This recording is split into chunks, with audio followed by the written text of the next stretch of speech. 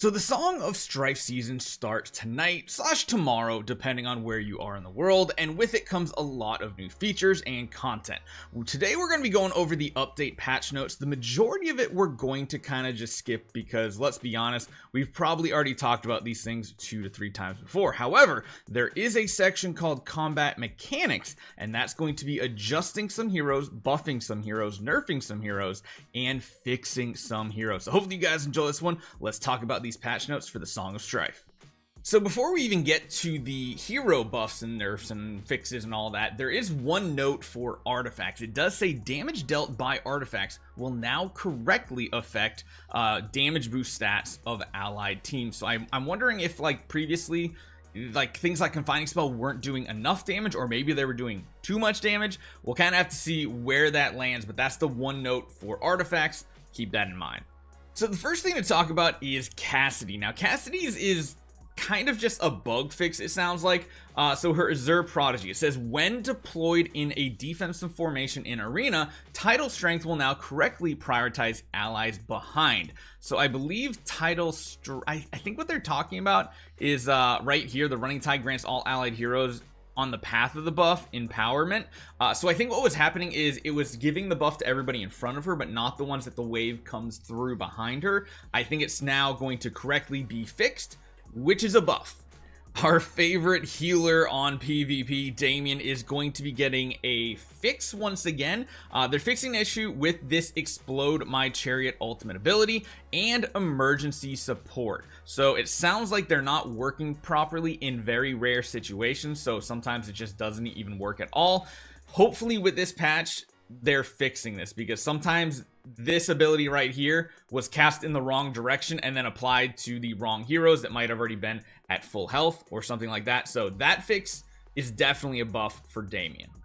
Now this next one is a gigantic buff to one of our favorite and pretty much the healer everybody has on their account, Smokey and Meerky. So it says non-interruptive control effects such as immobilizing or binding effects will no longer prevent Smokey and Meerky from creating an aroma at long periods of time. That's huge, because one thing that was really bad about this hero, it feels like, is so many things interrupted his quick recovery, his ultimate, all these aromas that he has. It would just completely stop it from affecting, and he would just be sitting there throwing, I don't know what he does for an attack, coins, something, water, I don't know what they do, but what it does mean is he's going to be healing for more and it won't be as interrupted as often.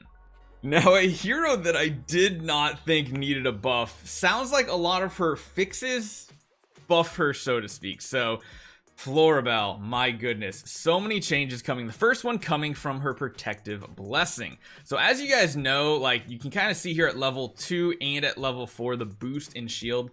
I think this is just a graphical bug potentially. I don't know. I've never actually got her to EX15 to fully test it, but it says fixes an issue where the stats from protective blessing were not being increased at level 4. So I think that means if you had her at EX15, it really wasn't doing much besides giving her a boost in stats. So that's going to be a huge buff if you already had her there. And on top of that, it says remove the cooldown for the activation of protective blessing. That's pretty interesting. We'll have to see how that works out. Beyond that, her Smashy's the one that, you know, basically comes out and does the big old hammer smash. Fix an issue where Smashy's HP wasn't correctly being restored when pounding blow with all 3 ball sprites on the battlefield where it's happening. So currently, I think when you use the ultimate when all 3 are out and she uses it, she just does the big AoE hit. But it's supposed to be a lot like Ceci's ability, I think, where it fully heals her to max. We'll have to see how that turns out, but from the sounds of it, everything that did change with the ultimate and the exclusive are just straight up buffs for Florabelle. It's funny, we just talked about Seth with Vulcan on his video, talking about how it feels like I'm never going to get around to building Seth. However, he does have one fix that I think wasn't supposed to happen. So his Shadow Strike ultimate skill, he leaps towards the enemy, deals damage 3 times, freezes them for a brief second, and then jumps to do more damage. He becomes invincible and recovers HP equal to a certain percentage of the damage he deals, and he prioritizes the weakest enemy. So essentially what was going on too was his ability was actually pushing away the targets upon impact.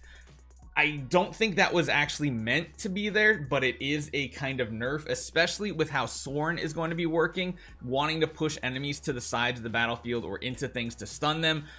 Even though it seems like it wasn't supposed to be that way with Seth, Seth did get a nerf overall.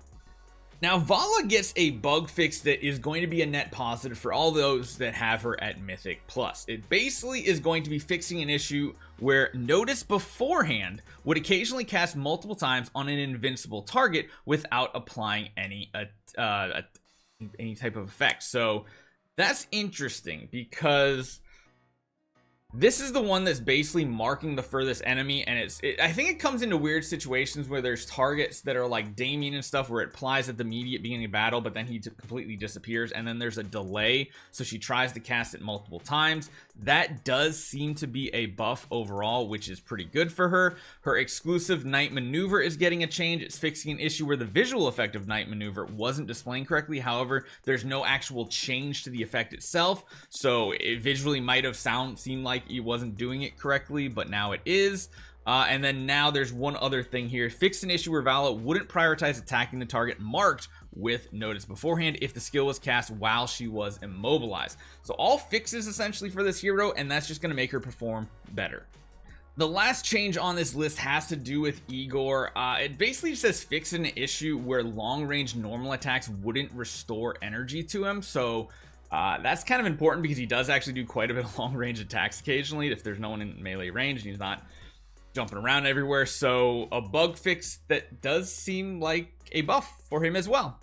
So overall, those seem like some really good changes. Overall, seems like buffs across the board with all the fixes going in. A couple that are nerfs because they're things that weren't intended in the game, which you can't really be too mad about that, honestly. I mean, overall, still pretty solid. There's a ton of stuff to go over in the patch, but again, we've kind of talked about the patch notes here and there over and over. There's a couple other game modes specifically I want to talk about, like Honor Duel, but we'll be talking about that a little bit later today. And all these things are going to be going live at server reset today. Whenever that reset is for your time zone, that's when it's going to be going live. I don't know if we're going to be live streaming the new heroes Soren and Elsa tonight. At the very least though, we're going to do our own summons. We're going to be doing a breakdown video showing you guys how these heroes actually work and letting you guys know should you guys actually take the time and invest in these heroes, because uprate banners are ones that are kind of negative because they don't give you as many A-level heroes, and a lot of us still need to build a ton of A-level heroes. So I don't want you guys wasting diamonds.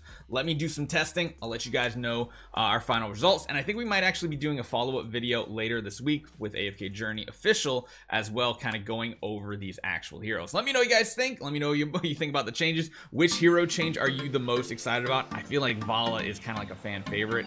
I think people might like her bug fixes pretty well. I'll see you guys next time.